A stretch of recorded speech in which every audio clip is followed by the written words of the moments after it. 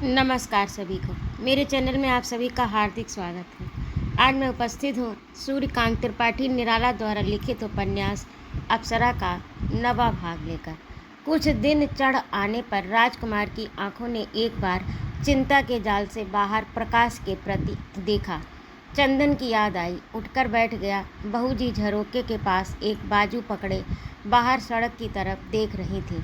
कोलाहल, कौतूहल पूर्वक हास्य तथा वार्तालाप के अशिष्ट शब्द सुन पड़ते थे। राजकुमार ने उठकर देखा, बगल में चंदन सो रहा था। एक पलंग और बिछा था। कोई सिर से पैर तक चादर ओढ़े सो रहा था। चंदन को देखकर चिंता की तमाम गांठें आनंद के मरोड़ से खुल गईं। जगाकर उससे अनेक बातें पूछने के लिए इच्छाओं के रंगीन उत्स रोए रोए से फूट पड़े। उठकर बहू के पास जाकर पूछा, ये कब आए? जगा दूँ? बात इस तरह करो कि बाहर किसी के कान में आवाज़ न पड़े और ज़रूरत पड़ने पर तुम्हें साड़ी पहनकर रहना होगा। राजकुमार जल गया। क्यों? बड़ी नाजुक स्थिति है, तुम्हें सब मालूम हो जाएगा। पर मैं साड़ी नहीं पहन सकता, अभी से कह देता हूँ। अर्जुन तो साल भर विराट के यहाँ साड़ी पहनकर नाचते रहे, तुम्हें क्या हो गया? वह उस वक्त नपुंसक थे और इस वक्त तुम उससे पीछा छुड़ाकर नहीं भागे। राजकुमार लज्जित प्रसन्नता से टल गया। पूछा, ये है कौन जो पलंग पर पड़े हैं? मुंह खोल कर देखो, नाम से ही पता चल जाएगा। हमें नाम से ज़्यादा काम पसंद है। अगर कोई अनजान आदमी हो तो जान पहचान हो जाएगी। सो रहे हैं, नाराज़ होंगे तो कुछ बक झक लेंगे, पर जहाँ तक मेरा अनुमान है जीत नहीं सकते। कोई रिश्तेदार हैं शायद, तभी तो इतनी दूर आ पहुँचे हैं। राजकुमार पलंग के पास गया। चादर रेशमी और मोटी थी, मुंह देख नहीं पड़ता था। धीरे से उठाने लगा। तारा खड़ी हंस रही थी। खोल कर देखा, विस्मय से फिर चादर उड़ाने लगा। कनक की आंखें खुल गईं। चादर उड़ाते राजकुमार को देखा तो उठकर बैठ गई। देखा सामने खड़ी तारा हंस रही है। लज्जा से उठकर खड़ी हो गई, फिर तारा के पास चली गई। सिर उसी तरह खुला रखा। वार्तालाप तथा हंसी मजाक की ध्वनि से चंदन की नींद उखड़ गई। उठकर देखा तो सब लोग उठे हुए थे। राजकुमार ने बड़े उत्साह से बाहों में भरकर उसे उठाकर खड़ा कर दिया। तारा और कनक दोनों को देख रही थी। दोनों एक ही से थे। राजकुमार कुछ बड़ा था, शरीर भी कुछ भरा हुआ। लोटे में जल रखा था। राजकुमार ने चंदन को मुंह धोने के लिए दिया। खुद भी उसी से ढाल कर मुंह धोते हुए पूछा, कल जब मैं आया लोगों से मालूम हुआ कि तुम आए हो, पर कहाँ हो, क्या बात है? बहू जी से बहुत पूछा, वह टाल गए। फिर बताऊंगा, अभी समय नहीं, बहुत सी बातें हैं। अंदाज़ा लगा लो, मैं न जाता तो इनकी बड़ी संकटमयी स्थिति थी। उन लोगों से इनकी रक्षा न होती। हाँ, कुछ कुछ समझ में आ रहा है। देखो, हम लोगों को आज ही चलने के लिए तैयार हो जाना चाहिए। ऐसी सावधानी की पकड़ में ना आए। मतलब तुम्हें गिरफ्तार करने का पहले ही हुक्म था और आज्ञा तुम्हारी इन्होंने निकलवाई थी। उसी पर मैं गिरफ्तार हुआ, तुम्हें बचाने के लिए, क्योंकि तुम सब जगहों से परिचित न थे। फिर जब पेश हुआ तब इनके द्वारा गाने का प्रकरण चल रहा था। बंगले में खास महफिल थी। चंदन ने हाथ पोंछते हुए कहा, हैमिल्टन साहब भी आए थे, कनक ने कहा। फिर राजकुमार ने चंदन से पूछा। संक्षेप में कुल हाल चाल चंदन ने बतला दिया। युवती कनक को लेकर बगल वाले कमरे में चली गई। आज ही चलना चाहिए, चंदन ने कहा। चलो चलो नहीं, चारों तरफ लोग फैल गए होंगे। इस बिहू से बचकर निकल जाना बहुत मामूली बात नहीं है और कोई ताज्जुब नहीं। लोगों को 2-1 रोज़ में बात मालूम हो जाएगी। गाड़ी सजा लें और उसी पर चलेंगे। कहाँ? स्टेशन। खूब, तो फिर पकड़ जाने में कितनी देर है? फिर औरत बन सकते हो ना? चंदन हंसने लगा। कहा, हाँ भाई, तुम औरत वाले कैसे औरत बनोगे? पर मैं तो बन सकता हूँ, ये तो पहले से ही बने हुए हैं। कहती हुई मुस्कराती कनक के साथ युवती कमरे में आ रही थी। युवती कनक को वहीं छोड़कर भोजन पान के इंतजाम के लिए चली गई। चंदन को कमरा बंद कर लेने के लिए कहती गई। चंदन ने कमरा बंद कर लिया। कनक निष्कृति के मार्ग पर आकर देख रही थी कि उसके मानसिक भावों में युवती के संग मात्र से तीव्र परिवर्तन हो रहा था। इस परिवर्तन चक्र पर जो सान उसके शरीर और मन की लग रही थी। उससे उसके चित्त की तमाम वृत्तियाँ एक दूसरे की प्रवाह में तेजी से बह रही थी और इस धारा में पहले की तमाम प्रखरता मिटती जा रही थी। केवल एक शांत शीतल अनुभूति चित्त की स्थिति को दृढ़तर कर रही थी। अंगों की चपलता उस प्रवाह से तट पर तपस्या करती हुई सी निश्चल हो रही थी। राजकुमार चंदन से उसका पूर्वा पर कुछ प्रसंग एक एक कर पूछ रहा था। चंदन बतला रहा था। दोनों के वियोग के समय अब तक की संपूर्ण घटनाएं अब उनके पारस्परिक संबंध वार्तालाप से जुड़ते जा रहे थे। तुम विवाह से घबराते क्यों हो? चंदन ने पूछा। प्रतिज्ञा तुम्हें याद होगी, राजकुमार ने शांत स्वर से कहा। वह मानवीय थी, यह संबंध दैवीय है, इसमें शक्ति ज़्यादा है। चंदन ने तर्क रखा। जीवन का अर्थ समर है, पर जब तक वह कायदे से सतर्क, सहर्ष और अविराम होता रहे। विक्षिप्त का जीवन जीवन नहीं और न उसका समर समर है। मैं अभी विक्षिप्त नहीं हुआ। चोट खाकर वर्तमान स्थिति को कनक भूल गई। अत्रस्त दृष्टि अकुंठित कंठ से कह उठी, मैंने विवाह के लिए कब किससे प्रार्थना की? मैंने विवाह के लिए कब किससे प्रार्थना की है? चंदन देखने लगा। ऐसी आंखें उसने कभी नहीं देखी थी। कितना तेज था उनमें। कनक ने फिर कहा, राजकुमार जी, आपने स्वयं को प्रतिज्ञा की है, शायद ईश्वर के सामने की है, और मेरे लिए जो शब्द आपके हैं, आप ईडन गार्डन की बातें भूले नहीं होंगे, वे शायद वीरांगना के प्रति हैं। चंदन एक बार कनक की आंखें और एक बार नत राजकुमार को देख रहा था। दोनों के चित्र सत्य का फैसला कर रहे थे। तारा ने 2 नौकरों को बारी बारी से दरवाजे पर बैठे रहने के लिए तैनात कर दिया। बाहरी लोग उससे पूछकर भीतर आए। शोरगुल सुनकर वह ऊपर चली गई। देखा कनक जैसे एकांत में बैठी हुई हो। उसके चेहरे की उदास चिंतित चेष्टा से तारा के हृदय में उसके स्नेह का श्रवण खुल गया। उसने युवकों की तरफ देखा। राजकुमार मुंह मोड़कर पड़ा हुआ परिस्थिति का पूर्ण परिचय दे रहा था। भाभी को गंभीर मुद्रा से देखते हुए देखकर चंदन ने अकुंठित स्वर से कह डाला, महाराज दुष्यंत को इस समय दिमाग की गर्मी से विस्मरण हो रहा है। असगर अली के यहाँ गुलाब जल चाहिए। कनक मुस्करा दी। तारा हंसने लगी। तुम यहाँ आकर आराम करो, कनक से कहकर तारा ने चंदन से कहा, छोटे साहब जरा तकलीफ़ कीजिए, इस पलंग को उठाकर उस कमरे में डाल दीजिए। दूसरे किसी को अब इस वक्त ना बुलाना ही ठीक है। कनक को लेकर तारा दूसरे कमरे में चली गई। उठो जी, पलंग बिछाओ, चंदन ने राजकुमार को खोद कर कहा। राजकुमार पड़ा रहा। चंदन ने हंसते हुए पलंग उठाकर बगल वाले कमरे में डाल दिया। बिस्तर बिछाने लगा। तारा ने बिस्तर छीन लिया, खुद बिछाने लगी। कनक की इच्छा हुई कि तारा से बिस्तर लेकर बिछा दे, पर इच्छा को कार्य का रूप न दे सकी। खड़ी ही रह गई, तारा के प्रति एक श्रद्धा का भाव लिए, और इसी गुरुता से उसे लगा जैसे उसका मेरुदंड झुक कर टूट जाएगा। तारा ने चंदन से कहा, जरा यहीं 2 घड़े पानी भी ले आइए। चलते चलते चंदन ने कहा, स्टेशन आगे चलकर ही गाड़ी पर चढ़ना है। चंदन चला गया। तारा कनक को बैठाकर बैठ गई और राजकुमार की बातें सादंत पूछने लगी। चंदन पानी ले आया तो तारा ने कहा, एक काम और है, आप लोग भी पानी भरकर जल्द नहा लीजिए। जरा नीचे मुन्नी से कह दीजिए कि वह हरपाल सिंह को बुला लाए। अम्मा शायद अब रोटियां सेकती होंगी, आज खुद ही पकाने लगी। कहा, अब चलते वक्त रोटियों से हैरान क्यों करें। चंदन चला गया। तारा फिर कनक से बातचीत करने लगी। तारा के प्रति पहले ही व्यवहार से कनक आकर्षित हो चुकी थी। धीरे धीरे वह देखने लगी संसार में उसके साथ पूरी सहानुभूति रखने वाली केवल तारा है। कनक ने पहल तारा को जब दीदी कहा, उस समय उसके हृदय पर रखा हुआ जैसे तमाम बोझ उतर गया। दीदी की एक स्नेह से सिक्त दृष्टि से उसकी कुल थकावट अशांति मिट गई। पारिवारिक सुख से अपरिचित कनक ने स्नेह का यथार्थ मूल्य उसी समय समझा। उसकी बाधाएं आप ही दूर हो गईं। अब जैसे भूली हुई वह एकाएक राजपथ पर आ गई हो। राजकुमार के प्रथम दर्शन से लेकर अब तक का पूरा इतिहास, अपने चित्त के विपक्ष की सारी कथा, राजकुमार से कुछ कह न सकने की लज्जा सलज मंद स्वर से कहती रही।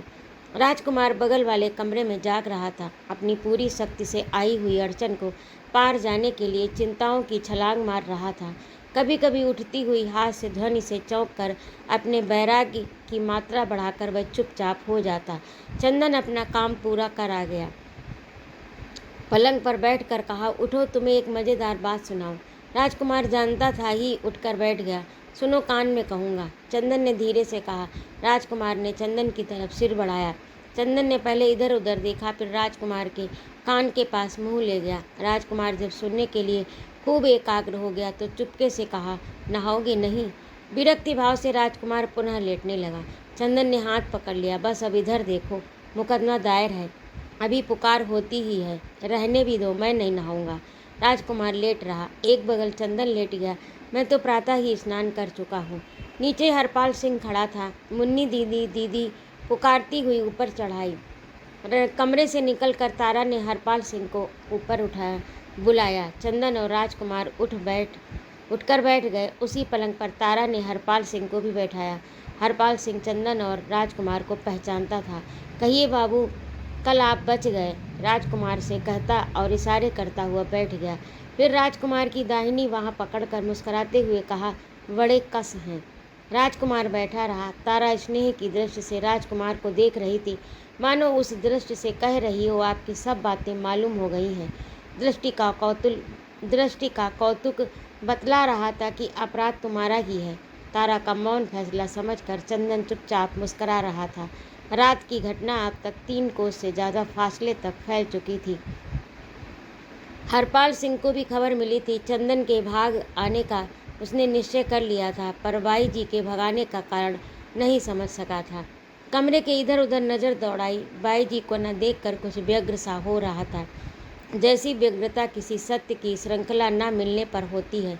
इसी समय तारा ने धीमे स्वर में कहा, भैया तुम तो सब हाल जानते ही हो, बल्कि सारी कामयाबी तुम्ही से हुई। अब थोड़ा सा सहारा और कर दो तो खेवा पार हो जाए। हरपाल सिंह ने फटाफट तम्बाकू झाड़कर अंतर्दृष्टि होते हुए फाँक कर जीभ से नीचे के ओंठ में दबाते हुए सीना तानकर सिर के साथ पलके एक तरफ मरोड़ते हुए कहा, तंबाकू की झाड़ से चंदन को छींक आ गई। किसी को छींक से शुभ वार्तालाप के समय शंका न हो, इस विचार से सचेत हरपाल सिंह ने एक बार सबको देखा, फिर कहा, अशगुन नहीं है, तंबाकू की झाड़ से छींक आई है। तारा ने कहा, भैया आज शाम को अपनी गाड़ी ले आओ, 4 आदमी और साथ ले लेना, अगले स्टेशन पर हमें छोड़ आओ। साहब बाई जी को भी बचाकर साथ ले आए हैं ना, वरना वहाँ उन बदमाशों से छुटकारा ना होता। बाई जी ने बचाने के लिए कहा। फिर संकट में भैया आदमी ही आदमी का साथ देता है, भला कैसे छोड़ कर आते। हरपाल सिंह ने डंडा संभाल मुट्ठी से जमीन में दबाते हुए एक पीक वहीं थूक कर कहा, ये तो छत्री का धर्म है। गोसाई जी ने कहा है, रघुकुल रीत सदा चली आई, प्राण जाए पर वचन न जाई। फिर राजकुमार का कल्ला दबाते हुए कहा, आप तो अंग्रेजी पढ़े हो, हम तो बस थोड़ी बाड़ी हिंदी पढ़े ठहरे हैं ना। ठीक बात। राजकुमार ने जहाँ तक गंभीर होते बना वहाँ तक गंभीर होकर कहा, ठीक कहते हैं आप। तारा ने कहा, तो भैया शाम को आ जाओ, कुछ रात बीते चलना है। बस बैल चरकर आए कि हम जोत कर चले, कुछ और काम तो नहीं है। नहीं भैया, कुछ और नहीं। हरपाल सिंह ने उठकर तारा के पैर छुए, खटाखट जीने से उतरकर बाहर आल्हा अलापना शुरू कर दिया। दूध लजावे ना माता को, चाहे तन धजी धजी उड़ जाए, जीते बैरी हम ना राखे, हमरो छत्री धर्म नसाए। गाते हुए चला गया भय। रज्जू बाबू, गलती आपकी है, तारा ने सहज स्वर में कहा। लो, मैं कहता था ना मुकदमा दायर है, फैसला छोटी अदालत का ही रहा, चंदन ने हंसते हुए कहा। राजकुमार कुछ न बोला। उसका गंभीर तारा को अच्छा न लगा। बोली, उसका गंभीर तारा को अच्छा न लगा। बोली, यह सब वाहियात है। क्यों रज्जू बाबू, मेरी बात नहीं मानोगे? देखो, मैं तुम्हें ये संबंध करने के लिए कहती हूँ। अगर ये प्रस्ताव है तो मैं इसका अनुमोदन और समर्थन करता हूँ, चंदन ने हंसते हुए कहा। चंदन की हंसी राजकुमार के अंगों में तीर की तरह चुभ रही थी। और आज ये मेरी छोटी बहन है, तारा ने जोर देते हुए कहा। तो मेरी कौन हुई? चंदन ने शब्दों को दबाते हुए कहा। तारा अप्रतिम हो गई, पर संभल कर कहा, ये दिल्लगी का वक्त नहीं है। चंदन चुपचाप लेट गया। दूसरी तरफ राजकुमार को खोद कर फिसफिसाते हुए कहा, आप कर क्या रही हैं? यार तुम्हारा लड़कपन नहीं छूटा अभी, राजकुमार ने डांट दिया। चंदन भीतर ही भीतर हंसते हंसते फूल गया। तारा नीचे उतर गई। एक बार तारा को झांक कर उसने राजकुमार से कहा, तुम्हारा जवानपन बलबलाता रहा है, ये तो देख ही रहा हूँ। तारा नीचे से लोटा और एक साड़ी लेकर आ रही थी। राजकुमार के कमरे में आकर कहा, नहा डालो रज्जू बाबू, देर हो रही है, भोजन तैयार हो गया होगा। आज नहाने की इच्छा नहीं है, व्यर्थ तबीयत खराब करने से क्या फ़ायदा। हंसती हुई तारा ने कहा, न नहाने से ये बला टल थोड़ी सकती है। उठो भी, अघोर पंथ से घिनवाकर लोगों को भगाओगे क्या? साबुन और सेंट पंथियों से पाला पड़ा है, तुम्हारे अघोर पंथ के भूत उतार दिए जाएंगे। चंदन ने पड़े हुए कहा, और आप भी जल्दी कीजिए। हंसती हुई तारा ने चंदन से कहा, अब बार बार क्या नहाऊं, पिछली रात नहा तो चुका, और ऐसा वैसा स्नान नहीं, स्त्री रूपी नदी को छूकर पहला स्नान, सरोवर में दूसरा, फिर 1.5 घंटे तक ओस में तीसरा, और जो गीले कपड़ों में रहा वह सब बट्टे खाते। चंदन ने हंसते हुए कहा। तारा हंसती रही। राजकुमार से एक बार और नहाने के लिए कहकर कनक के कमरे में चली गई। मकान में ही कुआं था, महरी पानी भर रही थी। राजकुमार नहाने चला गया। मुन्नी भोजन के लिए राजकुमार और चंदन को बुलाने आई। कुएं पर गया, राजकुमार को नहाते देखकर बाहर चली गई। अभी तक घर की स्त्रियों को कनक की खबर न थी। अकारण घृणा की शंका कर तारा ने किसी से कहा भी नहीं। अधिक भय उसे रहस्य के खुल जाने का था। कनक को नहलाकर वह माता के पास जाकर एक थाली में भोजन परोसवा लाई। माता ने पूछा भी, ये किसका भोजन है? एक मेहमान आए हैं, आपसे फिर मिला दूंगी। संक्षेप में समाप्त कर तारा थाली लेकर चली गई। कनक बैठी हुई तारा की सेवा स्नेह सहृदयता पर विचार कर रही थी। बातचीत से कनक को मालूम हो गया कि तारा पढ़ी लिखी है और मामूली अंग्रेजी भी जानती है। उसके इतिहास के प्रसंग पर जो अंग्रेजी के नाम आए थे, तारा ने उनका बड़ा सुंदर उच्चारण किया था और अपनी तरफ से भी एक आध अंग्रेजी के शब्द कहे थे।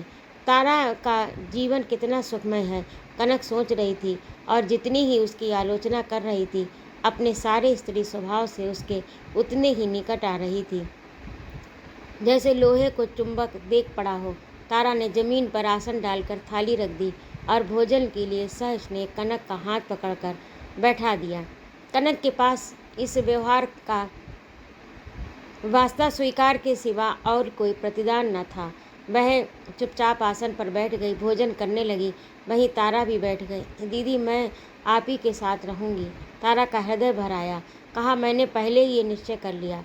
अब हम लोगों में पुराने ख्यालात के जो लोग हैं, उन्हें तुमसे कुछ दुराव रह सकता है, क्योंकि ये लोग उन्हीं ख्यालात के भीतर पले हैं। उनसे तुम्हें कुछ दुख होगा, पर बहन, मनुष्य के अज्ञान की मार मनुष्य ही तो सहते हैं। फिर स्त्री तो अपनी क्षमा और सहिष्णुता के कारण ही पुरुष से बड़ी है। उसके ये ही गुण तो पुरुष की जलन को शीतल करते हैं। कनक सोच रही थी, उसकी दीदी इसीलिए मोम की प्रतिमा बन गई हैं। तारा ने पुनः कहा, मेरी अम्मा, छोटे साहब की माँ, शायद वहाँ तुमसे कुछ नफरत करें। अगर उनसे तुम्हारी मुलाकात होगी तो मैं उनसे कुछ छिपाकर न कह सकूँगी। तुम्हारा वृतांत सुनकर वह जिस स्वभाव की हैं, तुम्हें छूने में तथा अच्छी तरह बातचीत करने में जरूर कुछ संकोच करेंगी। वह शीघ्र ही काशी चली जाने वाली हैं, अब वहीं रहेंगी। मैं अब की जाते ही उनके काशीवास का प्रबंध करवाऊंगी। कनक को हिंदू समाज से बड़ी घृणा हुई, ये सोच कर कि क्या ये मनुष्य नहीं है। अब तक मनुष्य कहलाने वाले समाज के बड़े बड़े अनेक लोगों के कैसे आचरण उसने देखे हैं, क्या वह उनसे किसी प्रकार भी पतित हैं? कनक ने भोजन बंद कर दिया। पूछा, दीदी, क्या किसी जात का आदमी तरक्की करके दूसरी जात में नहीं जा सकता? बहन, हिंदुओं में अब ये रिवाज नहीं रहा। यूँ पौराणिक काल में ऋषि विश्वामित्र का उदाहरण हमारे सामने अवश्य है। तुम्हें छोटे साहब विस्तार से बता सकेंगे। वह ये सब नहीं मानते, काफ़ी पढ़ा भी है। वह कहते हैं आदमी आदमी है और ऊंचे शास्त्रों के अनुसार सब लोग एक ही परमात्मा से हुए हैं। यहाँ जिस तरह शिक्षा क्रम से बड़े छोटे का अंदाज़ा लगाया जाता है, पहले इसी तरह शिक्षा, सभ्यता और व्यवसाय का क्रम रखकर ही जातियों का वर्गीकरण हुआ था। वह और भी बहुत सी बातें कहते हैं। कनक के इस प्रसंग के पहले गुस्से से भोजन बंद कर दिया था, अब खुश होकर फिर खाने लगी। दिल ही दिल चंदन से मिलकर तमाम बातें पूछने की तैयारी कर रही थी। तारा निविष्ट चित्त से कनक का भोजन करना देख रही थी। जब से कनक मिली, तारा तभी से उसकी सब प्रकार से परीक्षा कर रही थी। कनक में बहुत बड़े बड़े लक्षण उसने देखे। उसने किसी भी बड़े खानदान में इतने बड़े लक्षण नहीं देखे। उसका चाल चलन, उठना बैठना, बोलना चालना सब उसके बड़े खानदान में पैदा होने की सूचना दे रहे थे। उसके एक एक इंगित में आकर्षण था। 17 साल की युवती की इतनी पवित्र चितवन उसने कभी नहीं देखी। सिर्फ एक दोस्त तारा को मिल रहा था, वह थी कनक की तीव्रता। मुन्नी बाहर से घूम कर आ गई। राजकुमार नहाकर ऊपर चला गया। उसने उंगली पकड़कर कहा, चलिए खाना तैयार है। फिर उसी तरह चंदन की उंगली पकड़कर खींचा। उठिए। राजकुमार और चंदन भोजन करने चले गए। तारा डब्बा उठाकर पान लगाने लगी। कनक भोजन समाप्त कर उठी। तारा ने पानी दिया, पलंग पर आराम करने के लिए कहा और कह दिया कि तीसरे पहर तक उसके घर की स्त्रियां और उसकी माता मिलेंगी। अभी तक उनको कनक के आने के संबंध में विशेष कुछ मालूम नहीं। साथ ही यह भी बतला दिया कि एक झूठा परिचय दे देने से नुकसान कुछ नहीं बल्कि फ़ायदा ज़्यादा है। यूँ उन लोगों के पीछे से तमाम इतिहास मालूम हो ही जाएगा। कनक ये परिचय छिपाने का मतलब कुछ कुछ समझ रही थी। उसे अच्छा नहीं लगा, पर तारा की बात उसने मान ली। चुपचाप सिर हिलाकर सम्मति दी। तारा भी भोजन करने चली गई। कनक को इस व्यक्तिगत घृणा से एक जलन हो रही थी। ये समझने की कोशिश करके भी समझ न पाती थी। एक सांत्वना उसके तत्कालीन जीवन के लक्ष्य में तारा थी। तारा के मौन प्रभाव की कल्पना करते करते उसकी आंख लग गई। राजकुमार और चंदन भोजन करके आ गए। चंदन को नींद लग रही थी। राजकुमार संभवतः गंभीर हो चला था। कोई बातचीत न हुई। दोनों लेट रहे। कुछ दिन के रहते अपना असबाब बंधवा कर तारा कनक को देखने गई। चंदन सो रहा था। राजकुमार एक किताब बड़े गौर से पढ़ रहा था। कनक को देखा सो रही थी। जगा दिया। घड़े से पानी डालकर मुंह धोने के लिए दिया। फिर पान लगाने लगी। कनक मुंह धो चुकी। तारा ने पान दिया। एक बार फिर समझा दिया कि अब घर की स्त्रियों से मिलना होगा, खूब संभल कर बातचीत करेंगी। फिर वह चंदन के पास गई। चंदन को जगाया कि अब सब लोग आ रही हैं और वह छींटों के लिए तैयार हाथ मुंह धोकर बैठे। तारा नीचे चली गई। चंदन भी हाथ मुंह धोने के लिए नीचे उतर गया। राजकुमार किताब में तल्लीन था। देखते देखते कई औरतें बराबर के दूसरे मकान से निकलकर तारा के कमरे की ओर बढ़ने लगी। आगे आगे तारा थी। तारा के घर के लोग, उसके पिता, भाई जो स्टेट में नौकर थे, चंदन की गिरफ्तारी का हाल जानते थे। इससे भागने पर निश्चय कर लिया था कि छोटी बाई जी को वही लेकर भागा है। इस समय इंतजाम से उन्हें फुर्सत न थी। अतः घर सिर्फ दोपहर को भोजन के लिए आए थे। वे चुपचाप तारा से पूछकर भोजन करने चले गए। घर की स्त्रियों से इसकी कोई चर्चा नहीं की। डर रहे थे कि इस तरह भेद खुल जाएगा। तारा उसी दिन चली जाएगी। इससे कुछ प्रसन्नता हुई और कुछ चिंता थी। तारा के पिता ने उसे बताया कि बड़े ज़ोर शोर से खोज हो रही है और शायद कलकत्ते के लिए आदमी रवाना किए जाएं। उन्होंने ये भी बताया कि कई साहब आए थे, एक घबराए हुए हैं, शायद आज ही चले जाएं। तारा 2-1 रोज़ और रहती, पर भेद खुल जाने के डर से उसी रोज़ तैयार हो गई। उसने सोच लिया कि वह किसी तरह विपत्ति से बच भी सकती है, पर एक बार भी अगर गढ़ में यह खबर पहुंच गई तो उसके पिता का किसी प्रकार भी बचाव नहीं हो सकेगा। स्त्रियों को लेकर तारा कनक के कमरे में गई। दोनों पलंग के बिस्तर के नीचे से दरी निकालकर फर्श पर बिछाने लगी। तारा की भावज ने उनकी सहायता की। कनक को देखकर तारा की भावजें और बहनें एक दूसरी को खोदने लगी। तारा की माँ को देखकर बड़ा आश्चर्य हुआ। कनक की ऐसी दृष्टि थी जिसे देखकर किसी भी गृहस्थ स्त्री को क्रोध होता। उसकी दृष्टि में श्रद्धा न थी स्पर्धा। बिल्कुल सीधी चितवन। उम्र में उससे बड़ी बड़ी स्त्रियां थीं। कम से कम तारा की माँ तो थी ही, पर उसने किसी प्रकार भी अपना अदब जाहिर नहीं किया। लगता था जैसे जंगल की हिरनी अभी अभी कैद की गई हो। तारा कुछ मतलब समझती थी, पर कुछ कह न सकती थी। कनक ने स्त्रियों से मिलने की सभ्यता का एक अक्षर भी नहीं पढ़ा था और उसे ज़रूरत भी नहीं थी। वह प्रणाम करना तो जानती ही न थी। खड़ी कभी तारा को देखती, कभी आगंतुक स्त्रियों को। तारा की माता प्रणाम करवाने और ब्राह्मण कन्या या ब्राह्मण बहू होने पर उसके प्रणाम करने की लालसा लिए खड़ी रह गई। तारा से पूछा, कौन है? तारा ने कहा, अपनी ही जात। कनक को हार्दिक कष्ट था। जाहिर करने का कोई उपाय न था। इससे और कष्ट। कनक का सिंदूर धुल गया था, पर उम्र से तारा की माँ तथा औरों को विवाह हो जाने का ही निश्चय हो रहा था। फिर सोचा शायद विधवा हो, किंतु पहनावे से फिर शंका होती। इन सब मानसिक प्रहारों से कनक का कलेजा जैसे चारों ओर दबा जा रहा हो, कहीं सांस लेने की भी जगह न रह गई हो। कुछ देर तक ये दृश्य देखकर तारा ने माता से कहा, अम्मा बैठ जाओ। तारा की माँ बैठ गई, अन्य स्त्रियां भी बैठ गईं। तारा ने कनक को भी बैठा दिया। कनक किसी तरह उनमें नहीं मिल पा रही थी। तारा की माँ उनसे प्रणाम न करने के अपराध को किसी तरह भी क्षमा नहीं करना चाहती थी, और उतनी बड़ी लड़की का विवाह होना उनके पास 99% निश्चय में दाखिल था। प्रखर स्वर से कनक से पूछा, कहाँ रहती हो बच्ची? कनक के दिमाग के तार एक साथ झंझना उठे। उत्तर देना चाहती थी, पर गुस्से से बोल न सकी। तारा ने संभाल लिया, कलकत्ते में। ये गूंगी है क्या? तारा की माँ ने दूसरा बार किया। अन्य स्त्रियां दूसरी को खोद कर हंस रही थीं। उन्हें ज़्यादा खुशी कनक के तंग किए जाने पर इसलिए थी कि वह इन सबसे सुंदरी थी, और एक बार जिसकी तरफ भी देखा सबने पलकें झुका ली।